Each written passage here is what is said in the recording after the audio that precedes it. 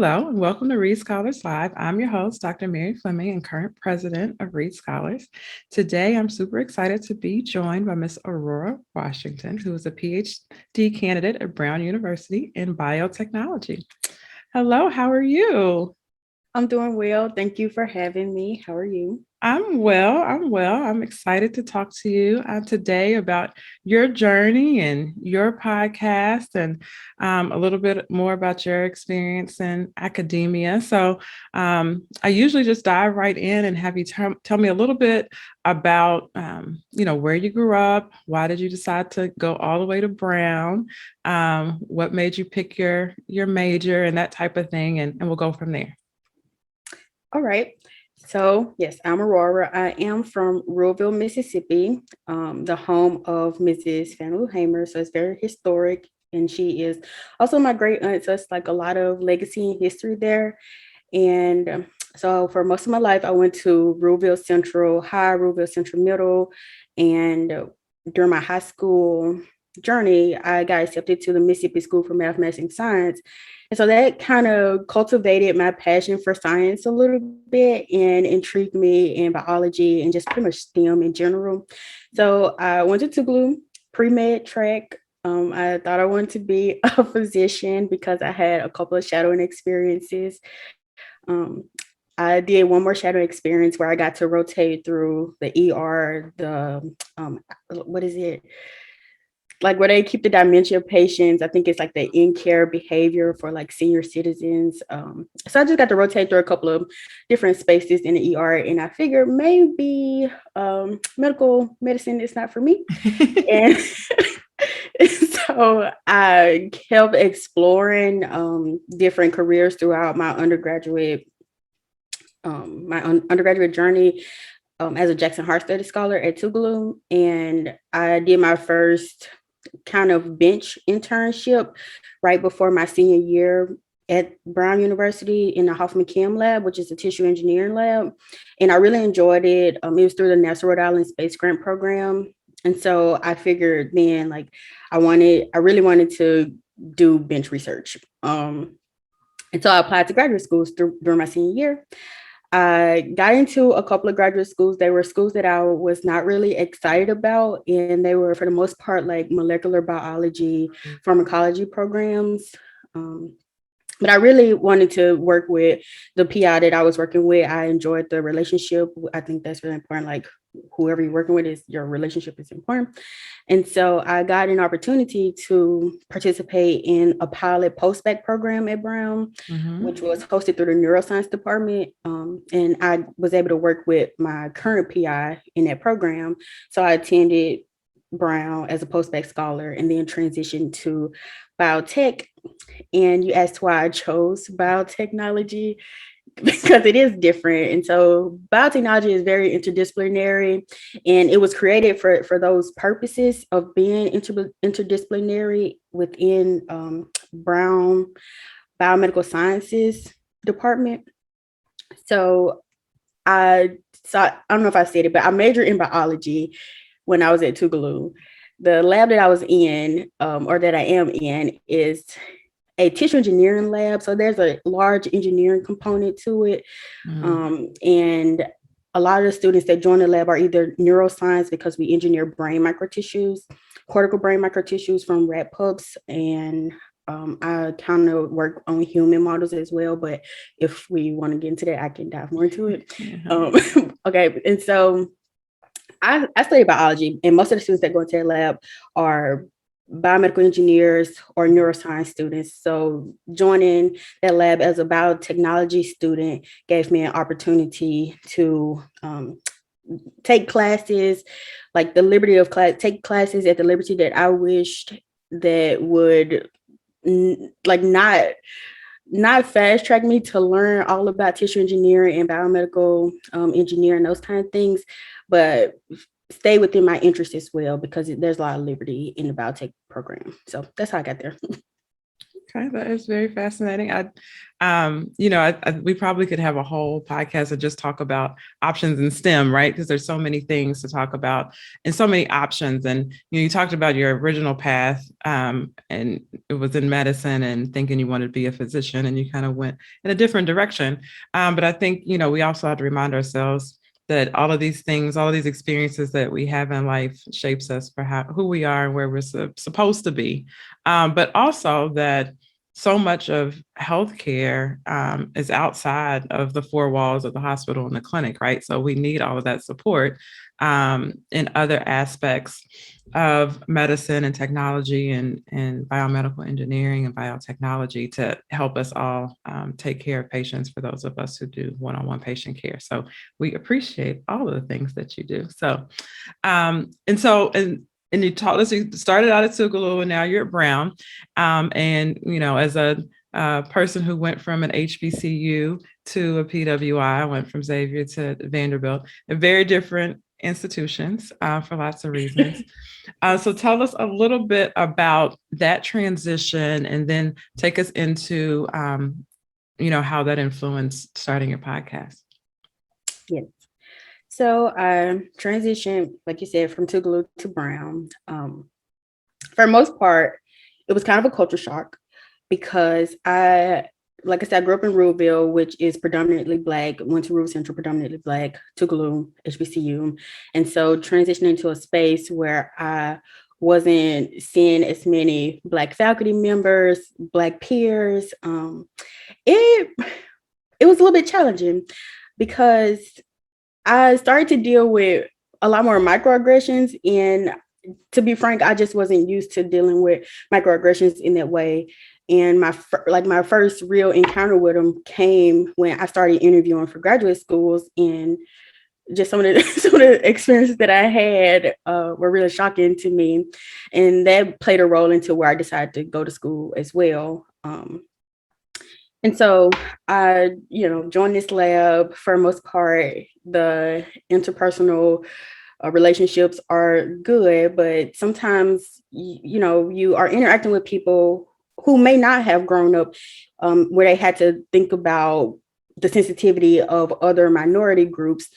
And so they may act in ways that you perceive as being racially charged or microaggressions, in which they could be, but if somebody don't know, they just don't know. And I don't like to say that ignorance is an excuse for poor behavior, but it's also not the student's job to teach, their peers or their faculty members what microaggressions are, how to be sensitive to them as a person in their being. I think those trainings come from the institution when they hire these people or when they vet them to join labs and those kind of things. And so throughout my journey, I have just encountered a lot of those incidents.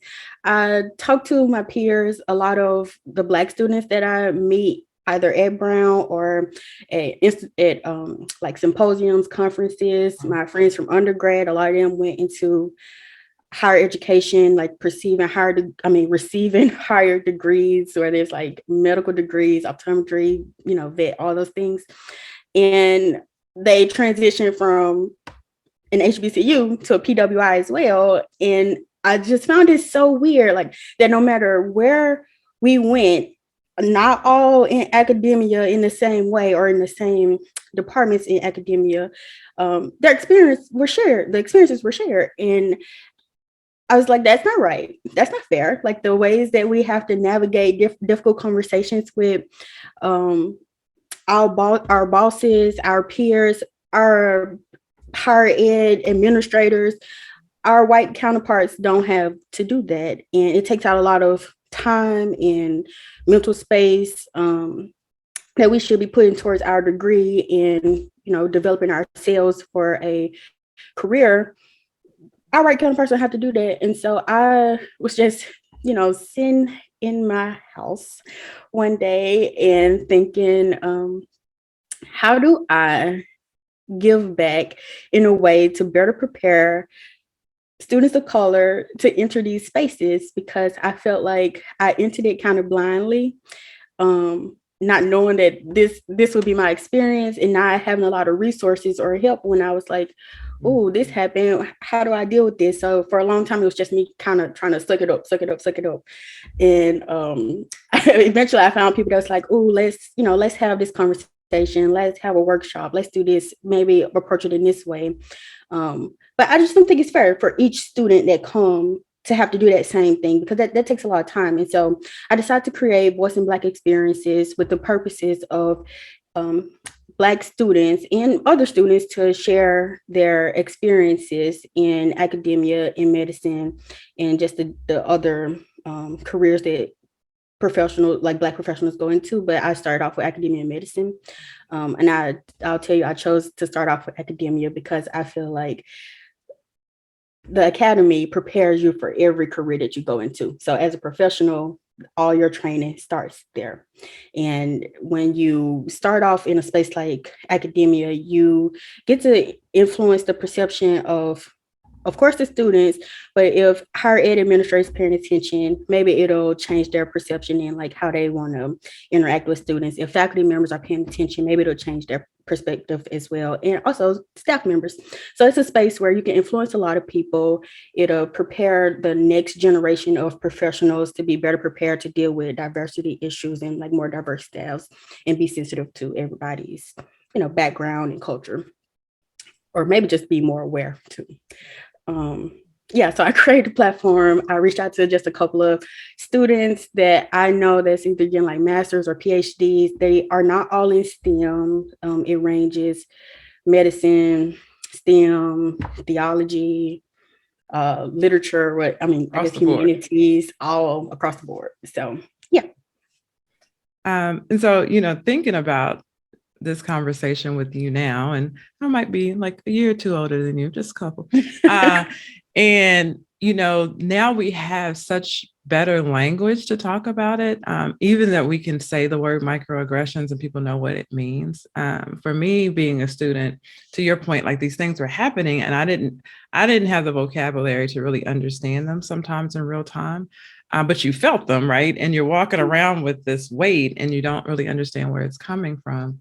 And recognizing that there is a difference, that all the students are not interacting in the same space the same way. And having that transition from coming from a place that was super supportive to, I won't say it was unsupportive, it was a different kind of support, and trying to figure out how to negotiate in that way. And then, in the health equity conversation, of course, we talk a lot about recruitment and retention and workforce development. And, we have to think about these things. If you're recruiting your students into an unwelcoming environment, they're not going to be encouraged to stay. They're not going to be encouraged to come to give back. And for a lot of us, and, even when you hear about, stories from 50, 60 years ago with people who were integrating the system, right? They were in there, they're putting their head down and you're trying to get through, whatever your years are, your 3 years, your 4 years, your 6 years, whatever the amount of length of your program is. And so you're not really optimizing your experience and getting the full benefit of your journey because you're just trying to get through. And then you go somewhere and you don't even stay at that organization to help build the fabric of hopefully the diverse network that they are hoping for, but who knows what they're really hoping for in some of these places. So I appreciate that, giving the voice of that, giving students the ability to talk freely and openly about their experiences at their different institutions, how they experience microaggressions, and then what to do with them, right? So, we're having, and we can talk about how to approach the leadership at our different institutions to improve the training of the staff, improve the training of the faculty and professors. But in real time, we also have to take care of ourselves, right? We still have to graduate and we still have to do well. So talk a little bit about why that's important to be focused on taking care of yourself, making sure you're in a good mental space, and how do you talk about that with your peers? Right. So I think my mental health journey, or my kind of self-care journey, I think it includes more than just mental health, but that's a huge component of it, at least for me. It really started in undergrad around my senior year when I was trying to figure out what's next. Like that was a nerve-wracking time for me. And I think I just kind of found myself being a little bit down where I haven't really just been down in that way where I didn't really want to hang out with people or do anything. I was just like, I got a lot of work to do. I got applications to be putting in. I need to be reading. I got a lot of stuff to do. And so I just kind of went on this journey to improve my mental health first by seeking help with a trained professional. And I think that really opened up my world to what is self-care, because before it wasn't something that was really discussed in my home, like growing up in a very supportive Black family, but there was never like, take a day for yourself. Yeah. So I learned how to take a day for myself. And so whenever I listen to anyone speak about their experience, whether it's good or bad, I'm always interested in like, what is self-care to you? Like, what does that look like for you? Because for everyone, I think it looks different. And I don't think you can ever have too many ways to take care of yourself or know enough about taking care of yourself or different outlets to be creative, to release different anxieties and just different emotions that come up that are not useful to keeping your aura. So Indeed. yeah, so self-care is like super important. And a couple of my outlets include the podcast that I created because it gives me the opportunity to be creative in ways that are familiar to me. I have always enjoyed like videos, editing, cinematography. I enjoy art, and so I get to incorporate all those things and also help people at the same time. I like it. I like it a lot. And I think I do like that you pointed out self-care is more than mental health, but it's not exclusive of mental health. So I think some people think, okay, well, I'll go get a therapist and that's going to make everything better. That's important, but you also have to figure out how, how to live your best life. And so to your point, being creative, finding a creative outlet, finding a hobby, hanging out with friends. I think that's important that you don't get so focused on your professional trajectory that you ignore the other components of yourself, because then it can, as we know, it could be a downward spiral, if you will, if you're not very careful in protecting yourself. Yeah. So tell us what's next. Where do you see yourself going from here? Okay, that's an interesting question. I won't hold you to it. You can change your mind tomorrow. Okay, because I'm still trying to figure it out. So I guess what's in the immediate future, the near future, is a publication on the horizon. A lot of writing, dissertation coming up. So what's next is graduating. So hopefully this year in the spring, I'll be wrapping up. And so at the same time, I'm trying to figure out truly what is the career that is meant for me and how to enter into those spaces. And right now, I'm thinking of higher ed administration as well as teaching. So if there is a job for me, a career where I can stay in or enter into higher ed administration in the spaces of diversity, equity, and inclusion, as well as teach maybe a STEM course, biology, biotechnology, just stay involved in the science as well as having a position or a title that will help me impact students in a positive way, and also the faculty and staff. I'm going to ask you a question so you can take a minute to think about it. It's not hard, but if you had one piece of advice to give a rising senior, soon to be graduating senior in college, looking to go into STEM or any of the sciences in the graduate programs, what would be your piece of advice to give them, knowing that this is kind of still in the midst of a pandemic and trying to figure out your lane, and knowing that graduate school is challenging, but yet very rewarding and has a place to increase your impact, to your point, on other people and students as they navigate their own career trajectory. So thinking about that, and as they might be trying to put together the pieces like you were a few years ago, what advice would you give them? I would say if they are interested in STEM, what's that part of? Okay. I would say really think about what is your interest in STEM and why. So for me, I think it was always I wanted to help people, and how do I help people? And for the longest time, I thought it was by being a doctor, and so I was like, oh, okay, I'll be a doctor. That's how I help people. That's how I can give back. But if you have not had the opportunity to explore the different careers that exist or different pathways in STEM, because all of it is, like you said, all of it is helping people. All of it is giving back. That it all works together, it comes together beautifully in the end. If you haven't had the opportunity to explore those things, try to create a space to do so, like maybe reaching out to your local clinic or hospital to see if there's time for you to volunteer or maybe shadow a physician or nurses. If you know where you're going to college, see if they have any research training programs or opportunities to do research to explore the bench side in that way, or even public health, because I didn't speak a lot about it, but I did have a public health internship where I got to do some international public health work in Upon Ghana, and so I explored public health in that way. So yeah, I would say be really exploratory. One thing that's important to remember with all of science, it's important to be curious, and so that includes being curious about yourself, being curious about your interests, and exploring your different options. If you graduate in college, you are still very young. You don't have to rush into it. Doing something like a post-bac is an opportunity to explore more options as well.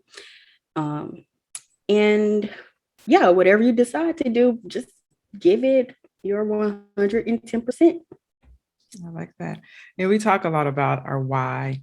And I think that's important because there are days that are hard, right? And you're like, and you're going to legitimately ask yourself, why am I here? Why am I doing this stuff? Why am I staying up all night reading all of this? I have to write this paper that is way too long about something I am not interested in. But when you are really focused on your why and understanding, what part this plays in your journey, that will help center you. It'll help get you to the next day. And I think, myself being a physician, I know that when going through medical school, there were days that were really rough. And I was like, you know what? I know why I'm doing this. I know why I'm here. I remembered all the people who had sacrificed to allow me to be there. And then that helped me get to the next point. So I think that helps, because if you don't love it, if you're not committed to it as a part of your overall journey, it makes it difficult to get to the next day. So I appreciate you saying that as well. No problem. I think something you said, sorry, but I think something you said is if you don't love it, like that matters. Like, don't do it if you don't love it. But I don't know how well it's accepted to think that you love something, because 22, 21, graduating, that's still very young. So you could think like, this is my passion. I want to do this, and feel a lot of guilt about maybe changing your mind or changing career paths. And so I guess this is me asking you a question, like, as wait, is this how this works? Okay, so okay. Yeah, so as a professional woman, a medical doctor, practicing medical doctor, and all your other titles, how is it really looked upon if someone decides to kind of switch gears, switch career trajectories after they figure out, I can do this, but I'm not passionate about it. It's not fulfilling. Yeah, I thought about that a lot. So especially going through the medical trajectory, it's very linear.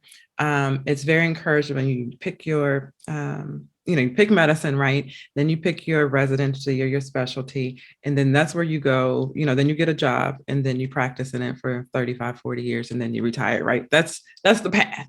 And so thinking about going to medical school, it's like, well, you got to pick the right one. And and you go into residency and you got to pick the right one. And so I thought that was, I was very stressed about picking the, right medical school and picking the right residency. And then I got into it, and you would see that people were transferring for one reason or another. Not a lot of people, but enough. People switched residency programs, just, didn't switch specialties, but they switched programs. And some people switched specialties altogether, right? I had a friend who came in, she was at a different school, but we both came in as OBGYN interns. She switched to psychiatry. And she was like, I couldn't decide. And I picked this one. I realized this was not my lane. And she switched. And so I do think we should take the pressure off our young people to make the perfect decision. Usually I say you make the next best decision with the information that you have at the time. When the information changes, you make a different decision. And I don't think you should be held to staying in that lane if you don't like it, or you're uncomfortable, or you realize you like something better and you didn't know about it at the time. Or another thing I think we should encourage our young people to do is do more than one thing. I've always liked to do a whole bunch of things. And in medical school, I'm a little bit of a busybody, but I was on about like 5 or 6 committees, right? So I'm trying to do school, I'm trying to do all these committees, I'm trying to hang out with my friends. And so I was very busy.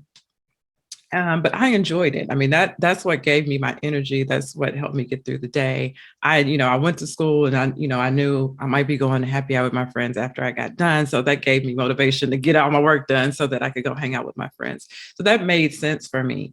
But a lot of people were like, "What, you're doing too much. Why are you doing all these things? You need to focus."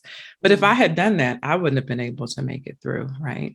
And even when kind of going further in my professional career, I had a regular job. I worked for a hospital employed practice in a community-based hospital, and it was great. I really enjoyed that job. I enjoyed my work family. I enjoyed taking care of the patients in that community, but I also knew I wanted to do something different. And so I started traveling, and that wasn't really the move. There was like, people were like, are you sure this is not going to hurt your, long-term academic potential or your leadership aspirations? And I was like, it might, I don't know. But the next best step for me, to do all the things that I want to do, to be able to travel, to explore other options outside of clinical medicine, to do international work, that was what allowed me to go to Kenya. I had to practice medicine in a different way. And so that made sense for me. So I think there's definitely a lane for that. And I think you have to constantly reassess, do your self-care days, reassess what makes sense for you today, and then act accordingly. So just because that was the best decision you made in 2015 might not be the same best decision that you would make in 2022. And that's okay. Right. Thank you for that perspective. So I'm gonna take the mic back. But no, so as we close, I really appreciate this conversation. I think it's great to get perspective into where our students are.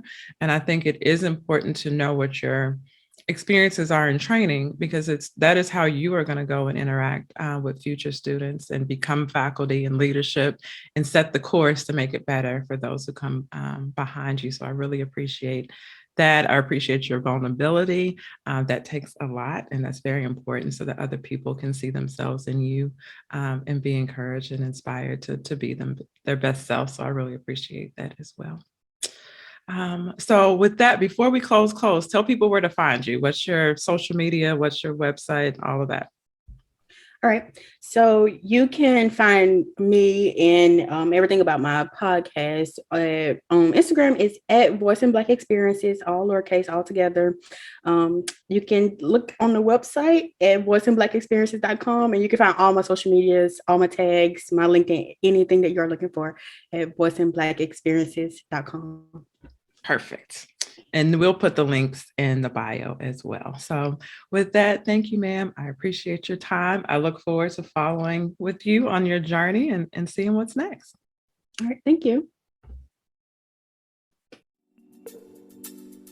Thank you for listening to Reed Scholars Live. Please follow us on Facebook, Twitter, or Instagram, or subscribe to our YouTube channel.